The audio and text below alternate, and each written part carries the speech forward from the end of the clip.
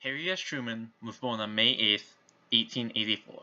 He served in the Missouri National Guard from 1905 to 1911. When the U.S. entered World War I in 1917, Truman followed them to France.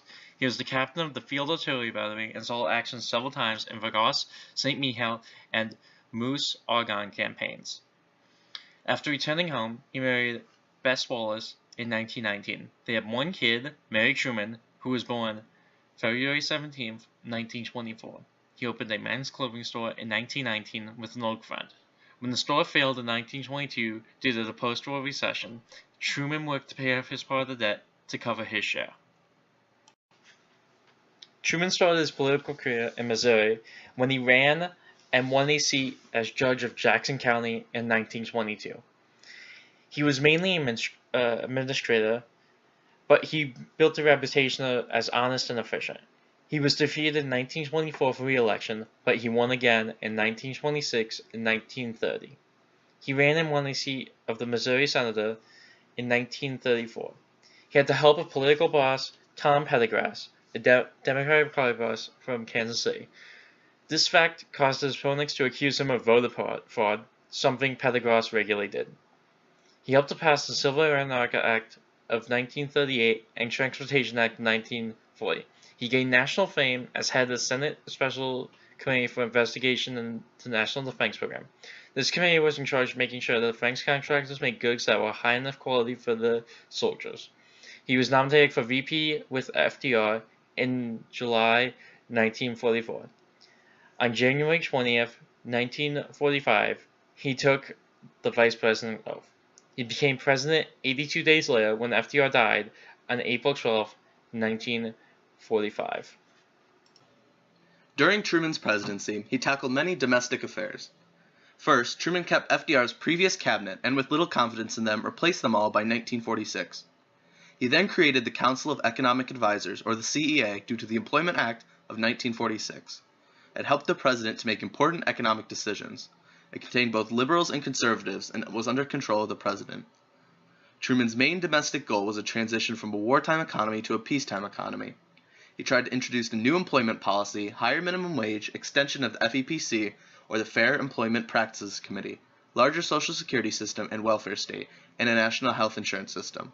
This was shut down by conservatives in the Congress, except for the Employment Act. He was also stern to labor unions, even though they mainly voted Democrat, when many went on strike. The Taft-Hawley bill, which allowed unions lower political participation and allowing the president to block strikes, was enforced many times by Truman. He regained labor's trust after he vetoed this bill. Most people did not like him, thus his low approval rating of 32%. Truman also started to stand for civil rights. He extended FEPC to court black votes and is also the first president to address the NAACP. He also desegregated the Army, allowing for an interracial army. Truman upset Dewey in the 1948 election overnight when many thought he had already lost. His then economic plan was named the Fair Deal of 1949. It endorsed economic controls, repeal of Taft-Hartley, an increase in the minimum wage, expansion of the Social Security program, a housing bill, national health insurance, development projects modeled on the TWA, liberalized immigration laws, and ambitious civil rights legislation for African Americans. He gets a higher wage, housing bill, and expanded Social Security, but the House turns everything else down. The Korean War also started in 1951, and mobilization on the home front went surprisingly well, with little unemployment, low inflation, and production increase. Truman also created a loyalty security program to detect communists. This attitude towards communism marked foreign policy for the next 30-plus years, especially prevalent in the stockpiling of weapons. McCarthyism also started in the 50s, with Truman speaking out against radical anti-communists. He decided not to run again, and then Eisenhower was elected president. Truman also went through many foreign affairs within his presidency. Truman puts through the National Security Act of 1947, which combines the Navy, Army, and Air Force into one unit under the Secretary of Defense. With the war in Japan not coming to a clear stop, he sends atomic bombs to Japan instead of risking an all-out invasion, and Japan surrenders. The Yalta Conference shows the great tension between the world's superpowers. Russia agrees for democratic elections in Eastern Europe, but never holds on to their end of the deal. This was not enough gain to stop the Cold War. George Kennan sends a telegraph relaying Russian foreign policy and offers the solution of containment, causing the Truman Doctrine.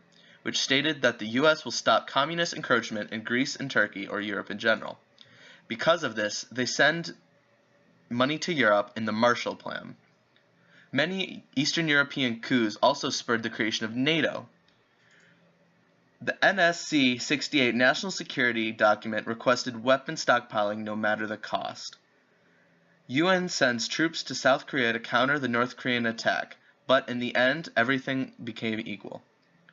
Israel fights the Arab states and wins, and the US is the first country to recognize them as the country. Truman left the Oval Office unpopular due to the Korean War and corruption. Soon after, people began to see him as an everyman from middle America instead of a politician. Truman regularly criticized Eisenhower after leaving the White House, but got amongst Kennedy and Johnson. Truman retired after being president in Independence, Missouri, and stayed there for the rest of his life. He stayed humble after serving, referring to himself as Mr. Citizen in books. He opened up a library for everyone who wanted to come in and read. He died on December 26, 1972, and his wife died 10 years later. They are both buried in his library's courtyard.